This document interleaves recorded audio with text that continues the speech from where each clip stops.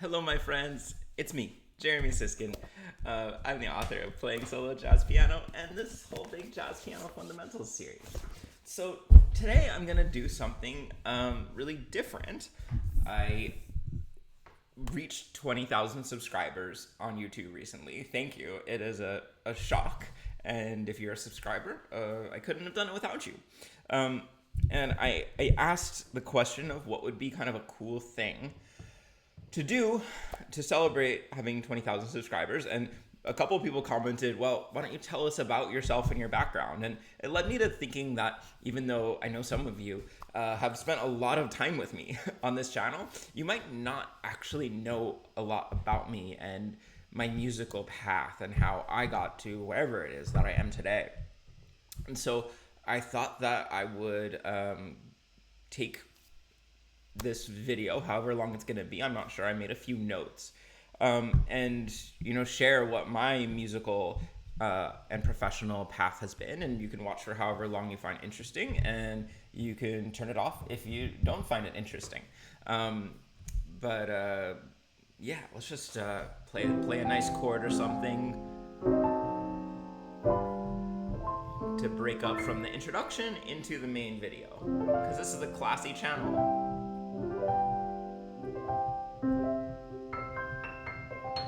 All right, so my background, I was born in Southern California and to a family who was all from New York. And I don't consider myself to have a particularly musical family. Both of my parents in particular are not really musical and not really huge fans of music. Like, they're not the kind of people who are going to concerts all the time. There was some of that, but not big fans. I do have a grandfather who's a violinist, not professionally. There's some story about him auditioning for Juilliard, and I was never able to get the full details. I have an uncle who kind of plays piano by ear and is pretty good. And he's actually one of the first ones who sent me some Oscar Peterson albums when I was a teenager. So there was a little inkling of it, but I'm not somebody who's like, oh, my dad's a musician and my dad's dad or whatever. One interesting place to me where there was music in my family was that my dad's dad, who I never met, was an accountant, and he was an accountant to a firm that produced Broadway musicals. And so he would take my dad's family when they were growing up to the premieres of things like Guys and Dolls and How to Succeed in Business Without Really Trying. And so my dad, mostly out of character with the rest of the things that one might know about him, just loved musicals. And what we would have as kids, I have an older brother, is we'd have musicals in the car. It'd be West Side Story month, and we'd listen to West Side Story all month. And then we'd have Phantom of the Opera month, and we'd listen to Phantom of the Opera all month. So I know a certain era of musicals really well, and I think that's definitely part of my musical persona and upbringing. So we happen to have a piano in the house because my mom has a younger sister who was moving or something and needed to store the piano. So we happen to have this Yamaha upright piano. And so my parents decided it would be a good idea to sign me and my brother up for lessons. And they signed us up to the closest school, which was down the street, which happened to be a Yamaha music school. And here's one of the many strokes of good luck for me. First of all, Yamaha was a great place for me, especially as a future jazz musician who knew at the time. Because Yamaha music doesn't just teach you to read the notes and play it exactly on the page. They taught keyboard harmony, composition, improvisation, ensemble work, percussion, solfege, all of these things that, make a well-rounded musician. And people ask when I started to improvise or when I started to play jazz. And because of Yamaha, there's not one moment where I think, oh, I went from, not playing jazz to playing jazz. I was always kind of doing things like that. So not only was it lucky that it was a Yamaha school, but at any one time, Yamaha usually has one corporate school that they use kind of as their flagship school, and they control it from the corporate office rather than as a franchise. And unbeknownst to us, this school in Irvine, California, where I'm from, was the Yamaha corporate school. And so they were getting a lot of resources. I had great teachers growing up, and they had a special advanced course, which I was soon put in. I kind of tell this story half jokingly, half seriously, that my older brother hated it. And so the more he hated it, the more I loved it. The more I loved it, the more he hated it. And so music quickly became my passion. And he would say for years and years later that he hated music of any kind. And I think he's now come around. And so I was able to be put in a junior special advanced course in Yamaha, and we had a great class. And one of my classmates, Sebastian Chang, ended up in Curtis for composition. Another of my classmates, Henry Lee, ended up at Stanford for music and some other things. It was just a really inspiring class.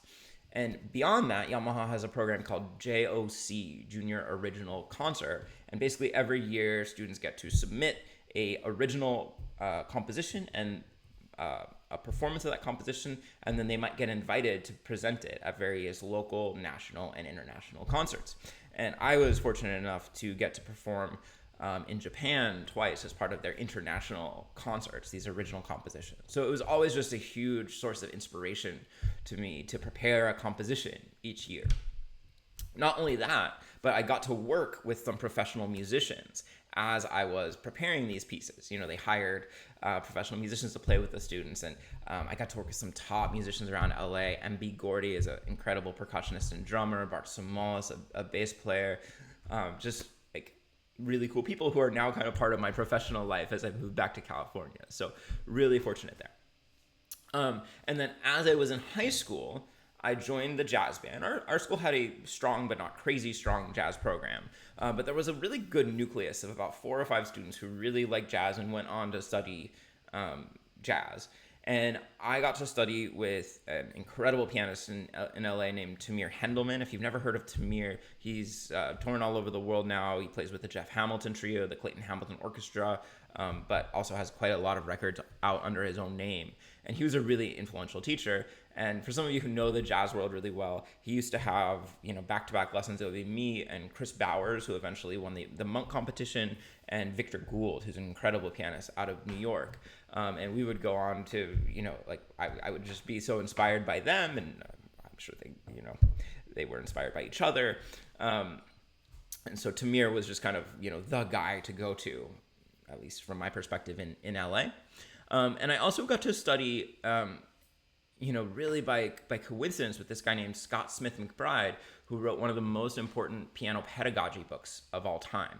And I don't understand the ins and outs of the story, but he was teaching at a local university and then had some kind of disagreement with the administration. So he quit and started just accepting private students and building a private studio.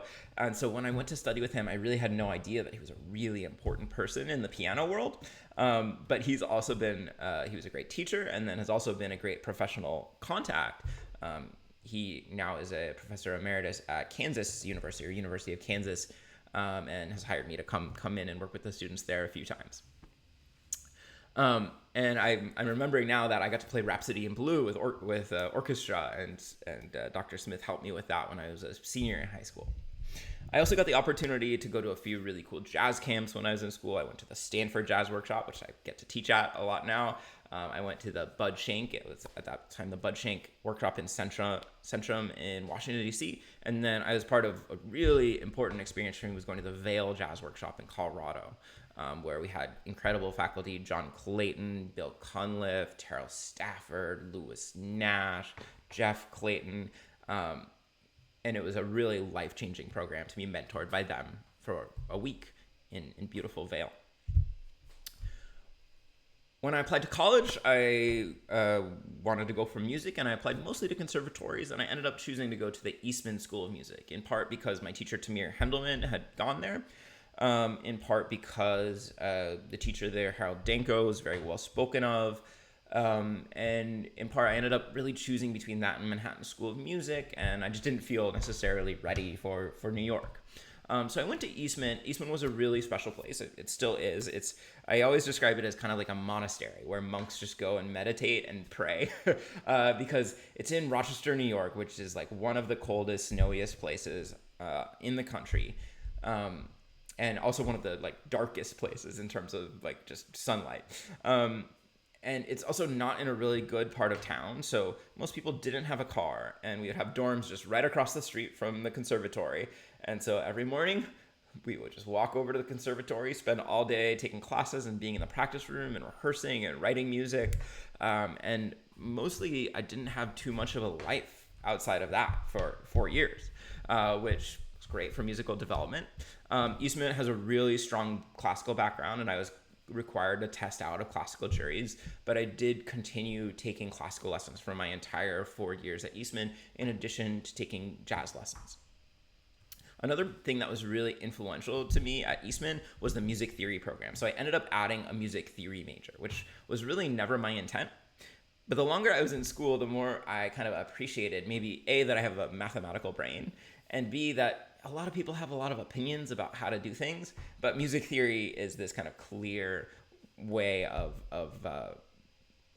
coming up with a right answer, or at least coming up with support for a right answer. And not only that, but I had two incredibly influential professors who did independent studies with me. With Professor Darius Tarafenko, who has now written a great book on jazz theory. I did a independent study on improvising in the style of Bach fugues. And with Professor Matthew, oh my God, I'm blanking on his last name, Brown.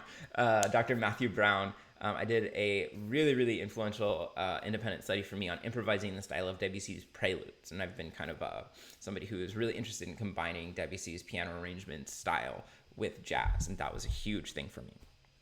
I got to study while I was there with Harold Denko, who I mentioned, also with Bill Dobbins, who's a really important person in the history of jazz education and has probably transcribed maybe more than any other individual. And if at that time, really the thesis of Eastman's educational project was that you should really learn how to imitate the masters very faithfully.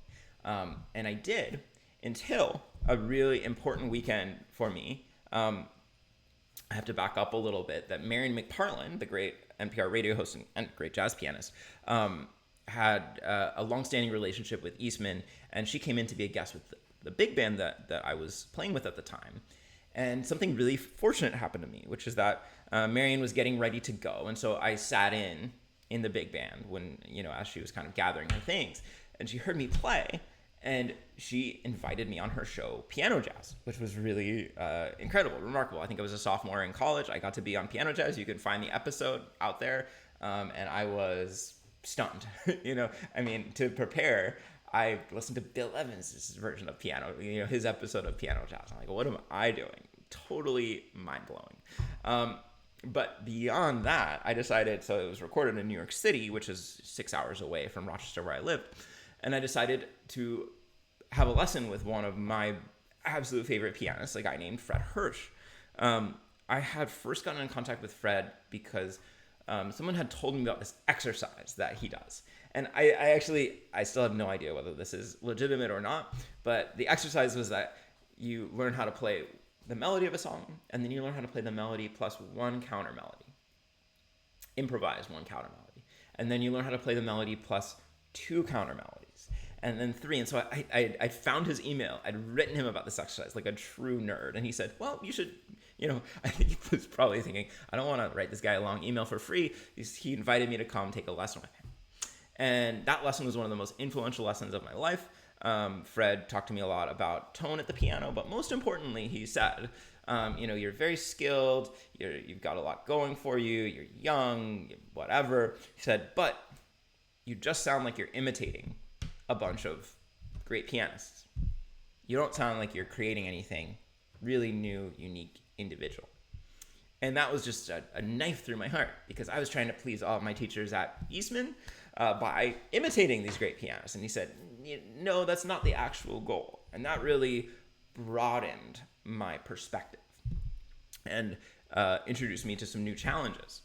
And so I was lucky enough to keep a long relationship with Fred. He came as a guest in Eastman, partially at my prompting, and then I studied with him in New York, and I could talk about that a little bit more later. But he always pushed me to not just be an imitator, to try to find my own way, something that I'm still trying to do to this day. Let's see. I was lucky enough. I had a trio at the time with bassist Jesse Breheny and drummer Dave Tedeschi. They're both doing really great things. Jesse's playing with a bunch of people in New York. Dave has been touring with Postmodern Jukebox. We had a trio for quite a long time, both at Eastman and after, and we recorded an album called Prophecy, which actually got some good press. I think it can still be found somewhere. I have not listened to it in ages, and I wouldn't encourage you to. But at the time, it was really, really cool. We put it out, and like I said, a couple people were very encouraging, giving us really good reviews. I also started doing piano competitions when I was at Eastman, and piano competitions kind of ended up becoming a relatively large part of my life. I flew down to Florida 3 times for this piano competition that had the longest name. It was like the John G. and Catherine B. Phillips Jazz Piano Competition in Pensacola, Florida. And I met a lot of great musicians. I met Donald Vega, who plays in, oh my God, what's his name? Ron Carter's band. And I met a young Emmett Cohen, and we went on to have a long friendship and relationship. Yeah, I got second place and third place, I think, in those competitions. And then probably more importantly for my development, I was one of the 5 finalists in the American Pianist Association competition, where I met my good friend Glenn Zaleski, and Dan Tepfer won that year, and he's become a friend and inspiration to me. And that was just like such an incredible experience, because you're asked to perform at such a high level. I got to play a duet with Dee Dee Bridgewater. If you don't know anything about that competition, it's a really important one. It only happens every 4 years for jazz. And they select 5 American finalists every 4 years. And they have them not only come in for a like weekend, finals competition, but each individual comes in and plays a set or 2 sets with a jazz trio, and judges judge not only your big show piece, but how is your whole set with the jazz trio?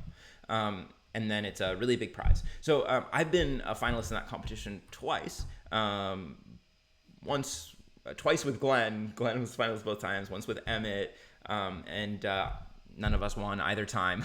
Emmett did win his 3rd time in that competition, but Dan Tepfer won, and then Aaron Deal won. So 2 incredible pianists ended up winning, and those were really inspiring to me, both because I was seeing the high level of everybody's playing there, and because the audiences were so engaged, and I got such a great response to my playing. It really convinced me that I was on the right path. So I was doing all these competitions, and then after Eastman, I really didn't know what to do next. I felt like I don't want this to sound cocky, but I felt like I had a ton of practice and didn't necessarily need more music classes. So unlike a lot of my colleagues, I didn't go on for another degree in music, but I had other interests that had been percolating. And so I had applied for degrees in English comparative literature. And I was fortunate, and to this day I'm still kind of stunned, I was fortunate to get into Columbia University in New York to study English comparative literature. And so I did that part-time for 2 years. I did get my degree, but I also studied with Fred Hirsch. And really importantly, I studied with his piano teacher, a woman named Sophia Rosoff. She's a really important person to a lot of jazz pianists of a certain generation. She was Barry Harris's piano teacher for 30 years, Fred's piano teacher, Ethan Iverson's piano teacher, Dan Tepfer's piano teacher. The great pianist Ram Blake from Boston would often have lessons after me. And I mean, that ended up becoming kind of my core community in New York. While I was in New York, I continued doing competitions. I got second place in the Montreux solo jazz piano competition, and then I won the Nottingham International Jazz Piano Competition in England, which was really cool. The prize was a piano, I bring those up because it's, I think it lets you know what a high level I was playing at a certain point, how I was meeting a lot of these people, and it was so inspirational in terms of figuring out solo jazz piano, which you guys can probably tell that I'm obsessed with, to listen to how this person's playing and listen to how this person's playing and try to do something different that's going to, catch people's ears in a different way, even when people were playing at such incredibly virtuosic levels. New York was such an exciting place to be. While I was there, I would consistently play for Kurt Elling's master classes. I probably did 25 classes with Kurt. I got to music direct for the comedians Leah Delaria and Sandra Bernhard, and I would travel with them because they were both New York based. Ethan Iverson would have a monthly class where he would have pianists. And I got to know Sullivan Fortner, who's one of my favorite modern pianists now. And it was just incredibly vibrant. I also started a trio at that time. Some of you might know I have a chamber jazz trio with piano, voice, and woodwinds with Lucas Pino and Nancy Harms, two musicians who I met in New York. And it's a very odd instrumentation, and because of that reason, it didn't go too well with jazz clubs. And so I started booking tours of house concerts. And that group would tour, and we would do stretches of 10 to 20 house concerts, doing a concert every night. We were in our 20s, we were sleeping on couches, we were playing in people's homes, delivering what I think some of the best music I've ever played in my life.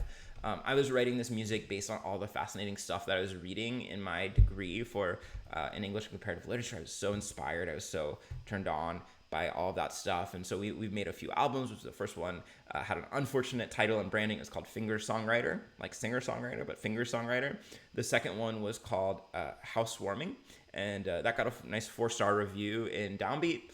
And then more recently, and this is jumping ahead, but we made a double album called Songs of Rebirth that was funded by a grant from Chamber Music America. We won this incredible grant to make a recording with Chamber Music America. So that group was a huge part of my artistic output as a leader. I also made this album called Simple Songs for When the World Seems Strange. That was really my first album. And that trio is so good. It's Ted Poor on drums, Chris Lightcap on bass, I still love those guys and love the music that we made. And then some of it is also with Joe Lowry, an incredible vocalist from Australia who I met through Fret. I was mostly supporting myself at that point through teaching. I did a lot of different kind of teaching. I actually taught at a Yamaha music school in New Jersey. I would go every Saturday and spend the day at that Yamaha music school coaching students in the JOC program, helping them with their compositions. I would drive up to Westchester, which for those of you who don't know is like the rich county north of New York. I would go to kids' houses and just teach little kids like from their very first piano lessons. I did that for a couple of years. And then of course I would teach a little bit in the city as things came to me. I would teach a little bit from my own place. I would visit some people's homes in the city. But that's mostly how I made my living. Of course I was playing as well a little bit. So much to talk about, but I also started writing books for a publishing company called Hal Leonard, which is the biggest publishing company in America, maybe in the world. It's kind of a long story how that happened, but I started writing these educational jazz piano books, and part of how it happened was that I was a reviewer for a magazine that was at that point called Clavier Companion. Now it's called Piano Inspires magazine. And why this is important is for quite a few years, I would basically be sent every single educational jazz piano book that would come out because they would want me to pick a few to review every month.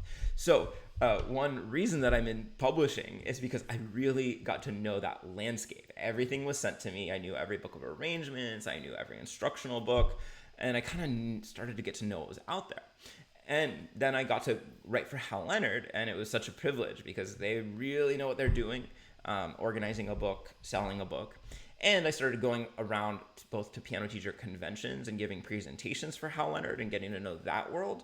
And then they sent me out to music schools where I got to talk to, music stores where they would have 20, 30, 40 piano teachers. And I would be presenting all the books for Hal Leonard and then getting questions. And the questions were so revealing because I got to know what piano teachers were thinking. What resources did they want that they didn't have? And those are always, for me, the best subjects for a book is what do people wish existed that doesn't exist? And those are the questions I'm always trying to answer if I should write a book. Okay, so my time in New York really culminated with a concert at Carnegie Hall. Now, it wasn't the big hall at Carnegie. It was Weil Recital Hall. And the concert was presented by my teacher, Sophia Rozoff, who had a 4-concert series every year. And when she found promising students or promising just members of the community who she really wanted to present, she gave them a concert. And so she gave me a concert at Weil Hall. And the first half, I played Debussy's Etudes, which are incredibly difficult pieces. I still can't believe I did that. Nobody says I played them well. And the second half, I played jazz. And because of this, I got a call from Western Michigan University. and they had just had somebody leave kind of at the last minute. They'd had somebody leave, and they were looking for somebody who can teach both classical and jazz piano at a really high level. And they'd called around, and they first called Fred Hirsch, and Fred said, well, my student just gave a recital of first half classical, second half jazz piano. He's totally qualified. And then they called the director of the American Pianist Association, whose competition I'd been in twice. And he said, hey, I've got this guy, he just gave this recital. And so they thought, well, this guy must be able to do the job. And so even though I was 24 years old at the time, I only had a bachelor's in music and a master's in literature. I got hired for a full-time tenure track position at a 4-year research university, Western Michigan University, which is in Kalamazoo, Michigan. And so I packed my bags. I'd never been to Kalamazoo, Michigan.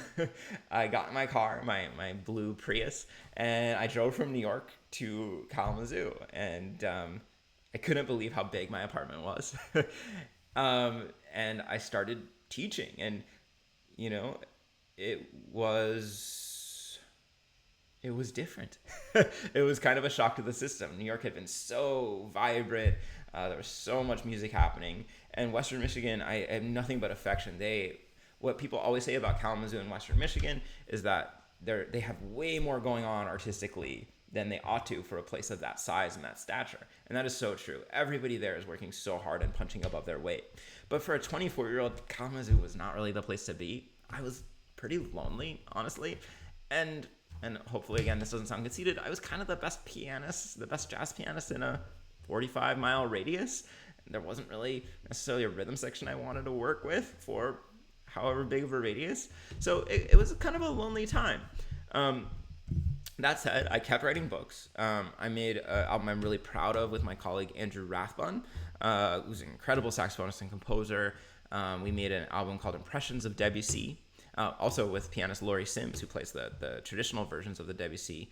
And then I also get to play on Andrew's brilliant big band album, Atwood Suites. And so there was some really cool, fruitful collaborations.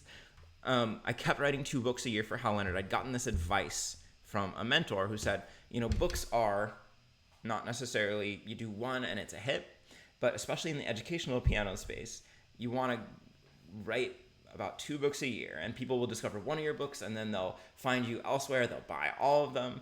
And so it can just be this game of you write 2 books a year starting when you're 24. By the time you're 74, you've got 100 books.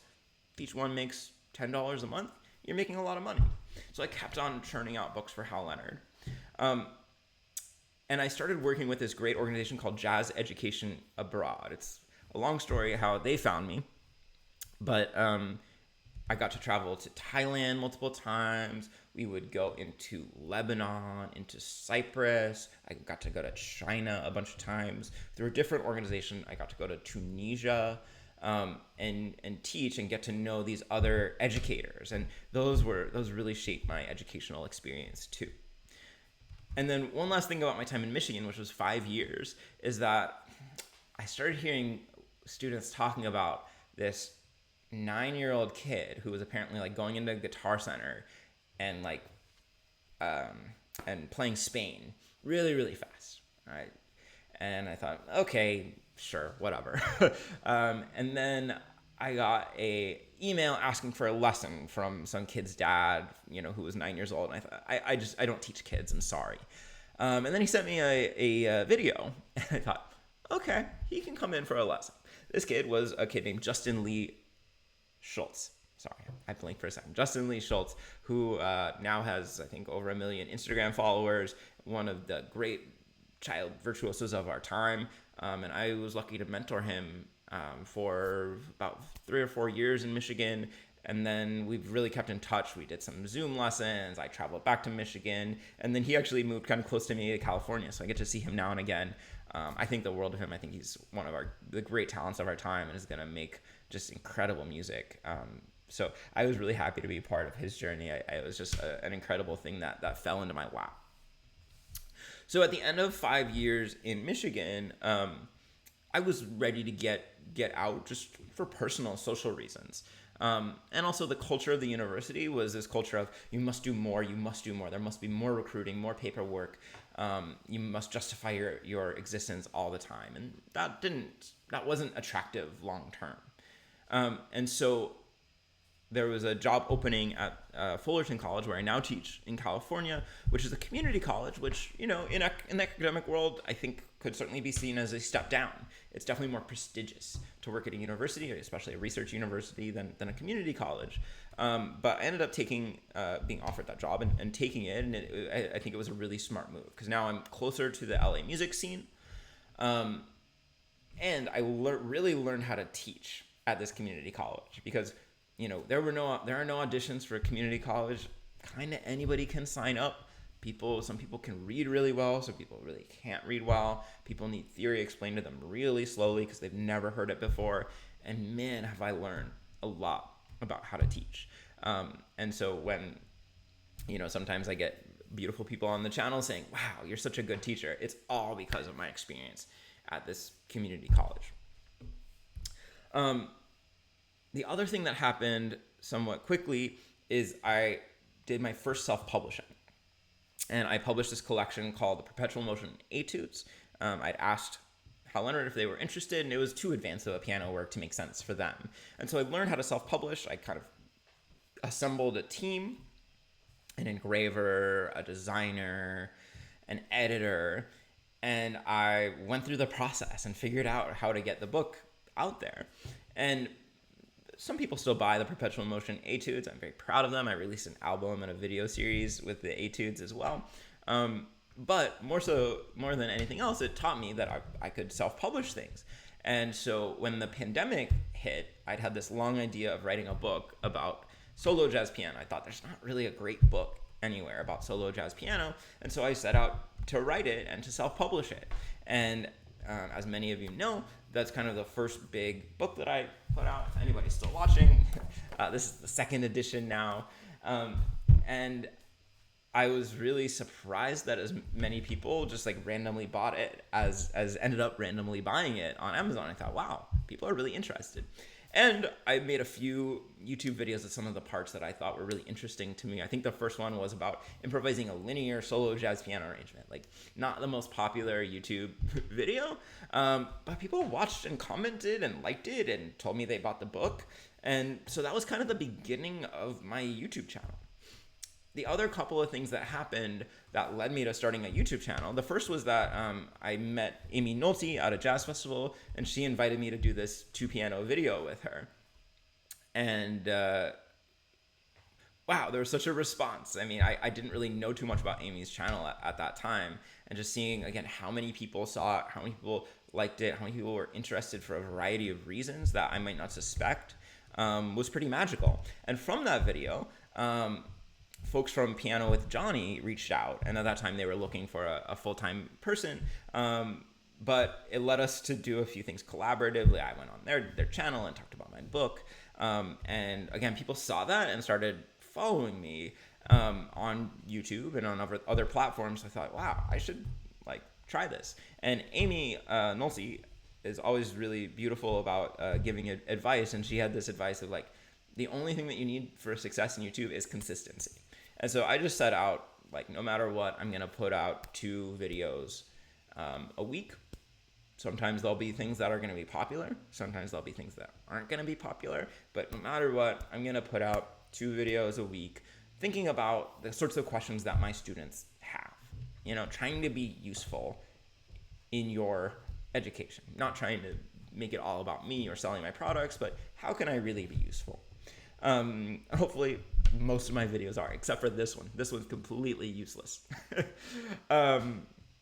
So, that's kind of how my YouTube channel started. I still don't consider myself a YouTuber, even though I guess I've got 20,000 followers. I consider myself an outsider who, does some YouTube videos.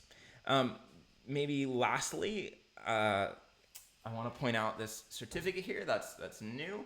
And this is from another one of my projects I haven't really had time to talk about, but when I was in New York, I met a young singer named Julia Bullock, and she wanted to do some arrangements of pieces that were not widely available, and and she asked me to do the arrangements. And incredibly, Julia's career has just kept ascending and ascending and ascending. And she's kept asking me to do arrangements, which has been lovely. And she recently won the Grammy for Best Classical Vocal Album. Totally deserving. She's an incredible artist. And when you have any part of a Grammy-winning artist, you got a certificate. So that's my Grammy certificate. I'll show you also this item over here, which is an artwork. I don't know how well you can see it. This is me playing the piano, and this is a work by Tony Guerrero, a local trumpet player. And I guess my latest album release is called Duo Tones, and it's a set of duets with Tony. So you could check that out, and you can see that Tony is also a incredible visual artist as well. Wow, if you listen to this all that blathering, thank you so much. I'm honored that you're interested in me, and maybe now you know me a little bit better or in a slightly different way. Why don't we use some kind of a keyword to show that you got all the way to the end? How about that keyword has something to do with bio, right? Because I kind of gave you my bio. So maybe you want to talk about biology. I'll leave it to you. You guys are smart and clever. But thank you for watching, and I'll look forward to seeing you around the comments and on this channel. Bye-bye, everybody.